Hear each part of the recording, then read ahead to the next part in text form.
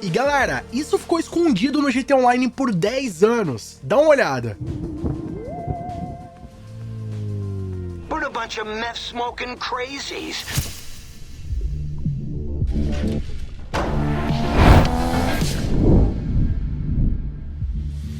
E aí pessoal, tudo bem com vocês? Sunnyplay aqui outra vez, e galera, o processo de desenvolvimento de um game como um GTA não deve ser nada simples, né? Diversos recursos e ideias são pensadas e muitas vezes até colocadas em prática, mas no final das contas acabam sendo cortadas da versão final do game, seja lá por qual for o motivo. Seja por otimização, falta de espaço, ou até mesmo porque eles chegaram à conclusão que aquela ideia não ia combinar tão bem assim com o jogo. Agora, o mais legal é saber que quase 10 anos depois do lançamento do GTA V e do GTA Online, os dataminers continuam encontrando diversos segredos que estavam presos dentro do jogo, escondidos durante tanto tempo, e que só agora que eles estão conseguindo descobrir. E no vídeo de hoje eu vou mostrar pra vocês uma versão beta do GTA Online que só foi descoberta agora e que possui diversos recursos que foram cortados da versão final e que boa parte do público nem fazia ideia que teria no game. Até mesmo, rapaziada, quem sabe uma parte importante da resolução do mistério do Monte Chiliad. Mas aí, tá curioso pra conferir todos esses detalhes? Então fica ligado aqui no vídeo de hoje que eu vou mostrar tudinho pra vocês. Mas antes, não vacila, já chega deixando o like, que é um pesado pra fortalecer, e se inscrevendo aqui no nosso canal que é de graça, clicando no sininho e ativando todas as notificações pra não perder nossos novos vídeos.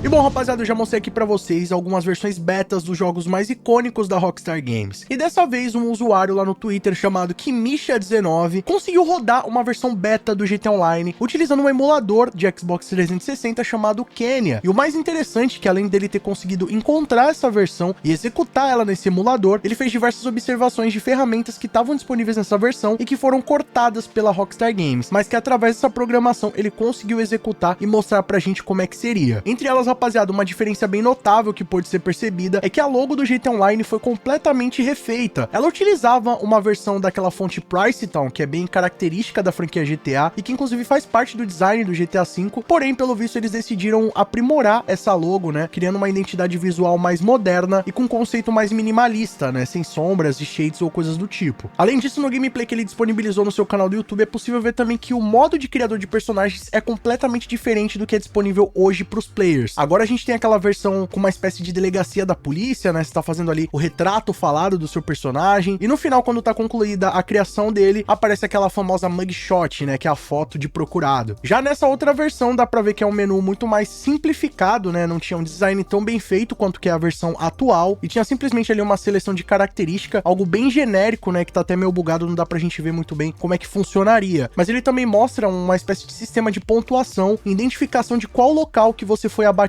por outro player, né? Então quando você era atingido, mostrava onde você foi atingido e também como esse golpe foi efetuado, né? Seja utilizando um soco, uma arma branca ou algo do tipo. O design de ranks também foi modificado, né? Pelo visto, na versão original seria uma espécie de placas amarelas, diferente daquele globo azul utilizado na versão final, e diversos outros modelos de designs e HUDs também foram modificados, entre submenus, rodas de armas e muito mais. Também identificaram uma camiseta exclusiva que fazia alusão ao Sasquatch ou Pé Grande dentro do jogo. Se eu não me engano, foi adicionado recentemente uma camiseta bem semelhante a essa, mas no final das contas não é o mesmo modelo, rapaziada. Então tá aí uma camiseta exclusiva que faria parte do game, mas também foi cortada. Entre outros recursos que também foram cortados, teríamos dois outros contatos, entre eles um chamado Al Carter, que te ofereceria uma espécie de suporte de sistema de segurança com os Lost MCs. Então você poderia contratar um suporte do Lost MCs, algo meio parecido com o que a gente tem da Merryweather hoje no jogo. Teria um outro contato também chamado Edgar Claros, que você poderia contratar suporte dos Los Vagos, além também de poder contratar o Lamar e contratar o suporte da Families. Porém, infelizmente, o Kimisha não conseguiu contratar nenhum deles, porque nessa versão do GTA Online não tem um sistema de dinheiro, né? Não tem a conexão com os servidores da nuvem da Rockstar, então eles não conseguiram contratar nenhum desses serviços. Porém, por algum bug ali, ou até mesmo por uma espécie de bonificação que a Rockstar Games daria para os players, é possível você comprar o seu primeiro imóvel de graça. Então ele conseguiu comprar lá um apartamento na Eclipse Tower, que eu acho que é o AP de luxo mais icônico do jogo no GTA Online. Então ele conseguiu também mostrar como é que são os recursos ali de dentro do apartamento, como é que seriam na beta, e dá pra ver que diversas animações também foram modificadas, né? As primeiras versões dessas animações eram bem mais simplificadas e tal, o que traz uma grande nostalgia de como que era o game lá em 2013. Além disso, dá pra você navegar também na internet e ver os sites que estavam disponíveis lá nessa versão beta do GTA Online, inclusive Legendary Motorsport, Southern Sun Under Super Autos, Warstock Cash and Carry, entre vários outros. E é até curioso curioso ver tudo isso, né, rapaziada? Porque na época, lá na Legendary, o Adder era um dos carros mais caros, né, que custava ali $1 milhão